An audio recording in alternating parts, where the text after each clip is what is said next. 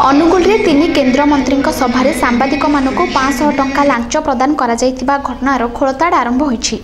एही घटना बीजेपीर भावमूर्ति रे आंच आनिथिबारु केंद्र सरकार पक्षरु पदक्षेप ग्रहण करा जायछि। केंद्र भूपृष्ठ परिवहन मंत्री नीतीश गडकरी एही घटनार विभागीय तदंत निर्देश दैछन्ति।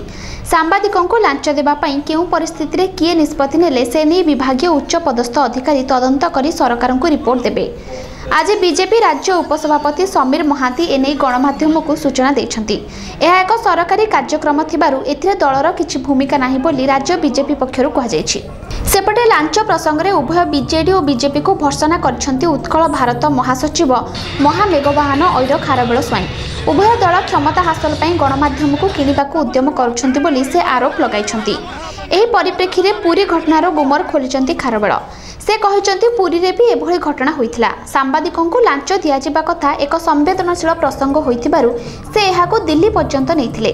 लोकसभार बाचस्पति सुमित्रा महाजन, लोकसभा नैतिकता कमिटीर अध्यक्ष लालकृष्ण आडवाणी और लोकसभा महासचिव अनूप मिश्र को विभिन्न पर्यायर भेटी घटना संपर्क में अवगत कराइबा सह आवश्यक कागजपत्र दे तदंत दाबी करथिले।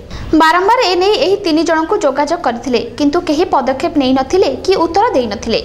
एपरिकी परवर्ती समय रे तांको साक्षात करबाकू भी समय देले नाही। परे सूचना अधिकार आईन बल रे जानिबाकू मिलला जे लोकसभार नैतिकता कमिटी ना स्वाधिकार कमिटी किए तदंत करिबो ताहा निष्पत्ति होई पारु नाही। तेबे खारबेल एतिकिरे अटकी नथिले। राष्ट्रपति प्रणब मुखर्जी को साक्षात करी मध्य एही अभियोग करथिले किंतु गृह मंत्रालय को चिठी देबा छडा से आउ किछि करि परिबे नाही बोली कहिथिले। राजनैतिक चाप जोगु घटनार तदंत करा जाउ नाही बोली खारबेल अभियोग करछन्ती।